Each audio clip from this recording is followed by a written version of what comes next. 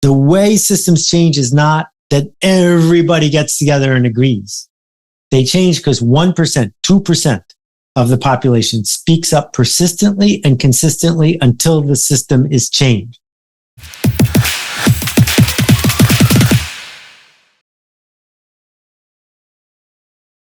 इस महीने के बुक रिव्यू में रिव्यू करेंगे एक ऐसी बुक जो मेरे फेवरेट कंटेंट राइटर ने लिखी है।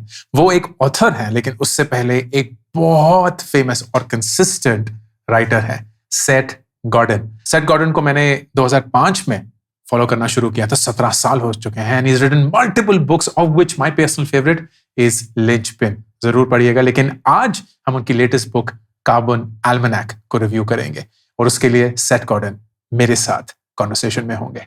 उससे पहले ये पूरी सीरीज को स्पॉन्सर किया है कुकू एफएम ने, जो हिंदुस्तान का नंबर 1 वर्नाक्युलर ऑडियो प्लेटफॉर्म है, जहां आप अपनी फेवरेट किताबें अपनी चुनिंदा भाषा में सुन सकते हैं।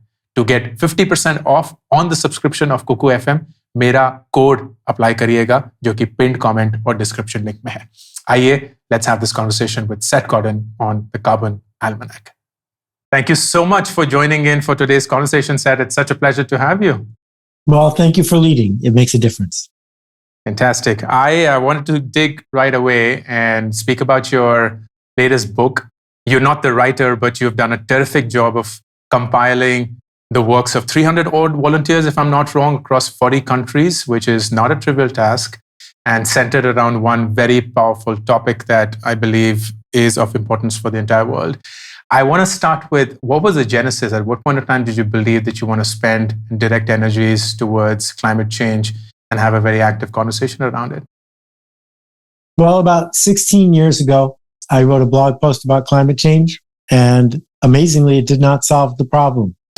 And I felt like I didn't have enough power or leverage to make a difference. About 2 years ago, I read a book called The Ministry for the Future, and it was profound. It completely changed the way I looked at the world every single day. And I realized that one of the things that had been holding me back was that I was underinformed, that I had been persuaded by powerful oil companies and others, plastics industries, to believe that carbon footprint was my responsibility and that plastics recycling could work, and that there were all sorts of big industrial things that were on the horizon, and I didn't need to worry about it. And after working my way through Ministry for the Future, I realized that none of those things were true. But I thought, if I am underinformed and confused, I bet a lot of other people are too. And I've made almanacs before, some of the best-selling almanacs ever. I did this one just before the internet. And so I could have made an almanac by myself, but that wouldn't have been a metaphor for what we were trying to do. And so I devoted so far a year of my life full time, 15 hours a day, every day, 7 days a week, to helping to lead an organization that would produce the Carbon Almanac. And so far it's in, what do I have here? This is the Italian edition. This is the English edition. There's a Dutch edition. There's a kid's book. There's a photo book. There's 40 podcasts. There's an educator's guide. All of us are volunteers. Every penny that comes in, we spend to promote the work.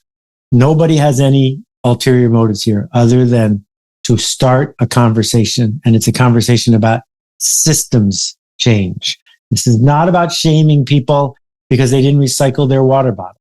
It's about creating the conditions where we won't have water bottles in the first place. And that will happen when the systems begin to change. And so far, the Almanac is making a difference in that direction. I love the idea. I love the power behind the idea. I want to go back, Seth, to the point that you made. You have written so many books, bestsellers, all of them, written almanacs as well. But you wanted this to be a collective because that's essentially how climate change would also pan out. How did you go about deciding who these volunteers would be, whether they're in it for the real thing, whether their interests are aligned with yours? Because that would not be a trivial task, I assume. So there are lots of lessons that can be learned from how this community came to be and how we produced this, a 97,000 word book, all with volunteers in 5.5 months, all fact checked, all footnoted, It's got hundreds of 5-star reviews. It worked. So the first thing to understand is I didn't write it. And that took discipline because I knew how to write it, but it wouldn't have been as good. And instead, what we did was we didn't pick who the writers would be. We opened the door, and people who were ready to commit to going on the journey showed up. And people who wanted to go somewhere else, we asked them not to. We said, this isn't for you. So create the culture. That's the first step. What are things like around here? People like us do things like this. The smallest viable audience of people. We had thousands of people who would have wanted to do one thing, but we wanted to do this thing. And then I had to establish standards about how we talk to each other, standards about what a good article looks like, not a good article. We had to create a software structure, an infrastructure. Every single article in the Almanac was written by 5, 6, 7, 8 people, layering on top of each other, one after another, sort of like Wikipedia, but with no trolls and nobody being anonymous and people treating each other with nothing but respect and dignity and possibility. And so we have a couple principles. One principle is nobody is qualified to write page 19. Page 19 has never been written before. We can only begin page 19, and then each person is able to improve page 19 until finally it's ready. And the second idea is the idea that no one ever criticized anybody else. We criticized the work. That we said, this paragraph could be better, not you're a bad person. And those two things in combination created the conditions. One guy, Vivek, who lives outside of Bangalore, Vivek ended up being the prime contributor, perhaps 30 pages of the Almanac, 40 pages of the Almanac. And his first pages weren't very good. And he'll be the first person to tell you that now, because he didn't have the rhythm and he didn't have the confidence yet. But people took those pages and rewrote them. And then he saw where they were going and his next page got better. And this is a metaphor for how we build everything. It's just we tend to hide it behind, heroic individuals when in fact it's a community that makes a difference. Fascinating. I would love one day for an organization building almanac to come from you, because what you've shared is frankly something that every organization ought to have believed in so far. And it's a tragedy that most people don't even realize how that works. Awesome. When I went through this book set, the one thing that really stayed with me, and wonderfully so, is I would use the word, it's a very patient book. And the reason I say that is because it assumes you don't know, but you wish to know. And it starts with almost kindergarten level appreciation, empathy, and patience. And I found that very endearing because most climate change, I would admit, tends to be very dismissive. It's almost like, hey, you don't get the science. Sorry, you're not qualified to have this conversation. You don't get a seat at the table. Was this a conscious call? Yes, it was conscious for a couple of reasons. The first one is this. People who meant well showed up, and they have been as brainwashed as I was. They believed that if they could just shame other people into doing the carbon footprint stuff they'd been doing, everything would be fine. So we had to be patient with each other to help decode what was actually going on. Also, while we had a few PhDs on the team, the vast majority of people on the team could read thoughtful work by climate scientists, but weren't climate scientists. And so they had to explain it to each other. So when you hear that concrete is 8% of all of the human contribution to climate change, 8%, it's mind-blowing. How can that be? So we had to patiently explain to each other how that could be. I didn't know that we use coal to create 2,000-degree furnaces to make concrete. I thought concrete was just some stuff from the ground you had water to. So you explain these things to each other and you go, oh, that should go in the almanac, because that's what almanacs do. They explain things to people who don't understand them yet. That's beautiful. I love that. Now I can see why that makes sense. And the other emotion that I experienced while reading the book was, because I come from India, we're a developing country, we're also very ambitious. There's always this sense of, before the big guys, the G7s, the Chinas and the USs of the world don't get their act together? Why do we have to be the one stepping in? Like, they have far bigger contribution to this mess than we will perhaps for the next 200 years, which of course is never a smart argument to make, but is unfortunately an argument that even politically gets made. When you see this, and you also recognize, and I love the fact that everything boiled down to the 4 C's that contribute to climate change in a big manner, would you take that forward, extrapolate, and say that climate change decisively needs to be led by the first 10s and then the rest happens? Or like, how do you visualize this happen? Okay, so what I keep coming back to is systems change. There are systems all around us and we take them for granted. Texas, one of the biggest states in my country, the United States, their main exports are carbon. They're, cattle and oil. That's what comes out of Texas.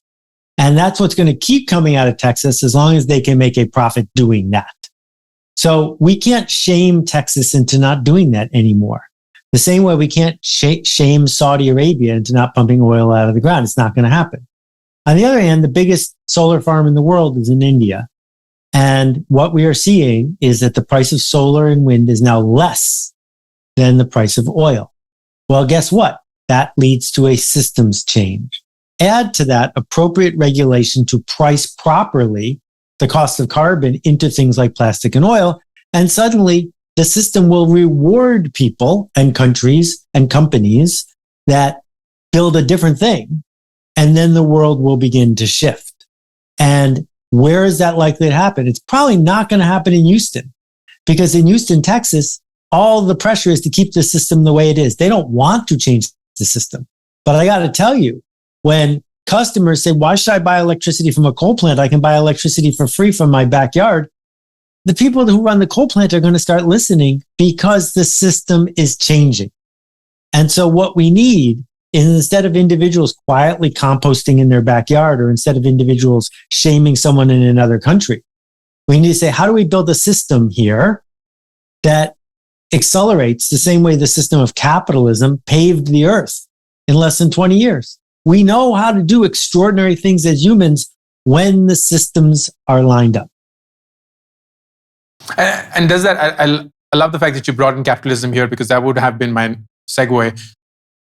Do you believe that this system change will ultimately be a change in the capitalist way of looking at energy itself? Like, it'll have to have some economic incentive for someone to stop something and focus on, let's say, non-renewables or renewables?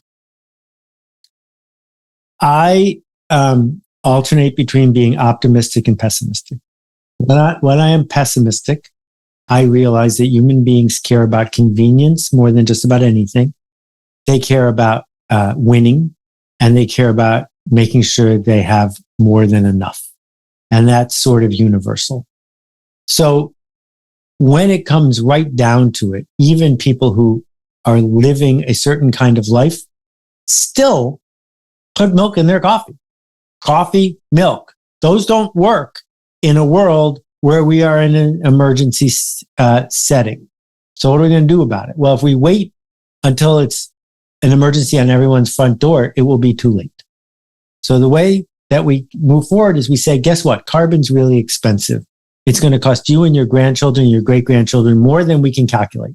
So we're going to start building the price of carbon into the things you buy. And if that happens, it would take less than a week for consumers and organizations to shift how they behave. Capitalism is the answer, because capitalism is the single best method ever invented to solve market problems. So if we make this a market problem, it will get solved by the market. So what that means is you've got to say, oh, this in a glass bottle costs $1. This in a plastic bottle costs $5. What am I, an idiot? I'm going to buy it in the glass bottle. And when we think about how something's going to get shipped, wrapped in plastic, put in a cardboard box, we're going to say, yeah, you can have it that way, but it's twice the price. People will make new choices, because what capitalism has done is taken advantage of the fact that we've been having basically a yard sale, giving away free energy that isn't actually free. That's wonderfully put. I'd argue, Seth, that this would also be perhaps the reason, and I'm a little ignorant around this, of why individual efforts around climate change have failed and we've never really had a collective response to it. Because at my end, your end, yeah, we can not take flights, and yeah, we can reduce meat consumption, and yeah, we can avoid plastics and so on. But it really becomes choice as against a capitalist incentive to do so. At a collective, things change completely. Now, if that is indeed the case, do you believe that the systems change that we are all working towards, wonderfully so, needs to precede the individual consciousness of working towards climate change? Like, people fundamentally need to alter the way that they're thinking about even their own life? So I live near New York City, and New York City was going to have to shut down 120 years ago. There was just no way to successfully live there. And the reason is that people were peeing in the Hudson River. People were dumping their sewage in the Hudson River because it was easy and convenient and cheap. And once they figured out that was killing people, they didn't say, please, please, please stop peeing in the river. What they did was they made it A, against the law, and B, they built the sewer system. How many people needed to make that happen? Less than 1%. If less than 1% of the population speaks up and speaks up and speaks up very clearly, the government says, yeah, we're going to build a sewer system and we're going to make it against the law. And that's how we ended up with New York City. The way systems change is not that everybody gets together and agrees. They change because 1%, 2% of the population speaks up persistently and consistently until the system is changed. And what BP, British Petroleum, did was they persuaded us that what we should do with our energy is lower our carbon footprint. And they did that duplicitously. And I'm just not proud as a marketer that that's the most successful marketing campaign of my lifetime, but it is. That what we need to do every single time we're tempted to make a small change is instead make it so that leaf blowers are against the law. Instead, make it so that there's an appropriate price for jet fuel, et cetera, et cetera. Because if 1% of the population made that their cause, it would happen. That leaf blowers thing, by the way, was like, what? What? An hour? Oh my God, that was crazy. And the other one was also that 4.6 billion changed into 46 hours. And we have had success come in the last 1 minute, and we've destroyed 50% of what we had in that period. Crazy. One last question, Seth, before I leave you to your day is, now that the almanac has come out, it's clearly a success. I already see so many conversations happening, and I'll have to admit, did not believe that was possible at the level that it has. What would make you happy when it comes to the outcome of this? Like, what change would you want to see? And is there a time limit to it? Is there a goal or a target that you're working towards? Is there something that you are quantifying, or is it just something that you are waiting to experience? Well, there's two answers here. The first answer is somebody who has spent a year working on this full time. I'm already delighted, because it wasn't about what happened after it came out. It was, what do my peers and colleagues and friends who worked so hard on this, what happened for us? And it changed our lives. And it allowed us to create something that we are proud of and that we wouldn't do differently if we did it again. It was a miracle. As a parent, as a future ancestor, as somebody who grew up in the woods of Canada, what the only thing that I am hoping for is that smart, caring people wake up and change the system before it's too late. And every day you can find things to be frustrated and disappointed in. American Airlines just put in an order for 30 supersonic jets that pretend that they're going to be run on sustainable fuel, which is nonsense. But on the other hand, every day you see systems in place that are changing things for the long run. And the optimist in me says we can do that more. So that's what I need to see, that it needs to be as much of a basic, fundamental part of our conversation as freedom, as anti-slavery, as the other things that we believe as humans around the world, because we've changed the system. This system can change. And it's because people like you show up and spread the word. If we talk about it enough, we're going to be able to make a difference. That's fantastic. On that note, thank you so much. God bless you. Thank you for all the work that you've put in, for compiling this together. And I am certain that at some point of time, hopefully in our lifetime itself, we will witness the system change in a way that we had never imagined. Thank you, Ankur. It's a pleasure to talk to you. Likewise said. All the best. YouTube Shorts के लिए एक dedicated channel launch किया गया है जिसपे आप सिर्फ वो 60 सेकंड के शॉर्ट्स देख सकते हैं. No long format content to confuse you and hopefully though 60 seconds will help you just as much as these long format videos do. Subscribe करिए. पिन कमेंट और डिस्क्रिप्शन में लिंक है to the Warikoo shorts channel.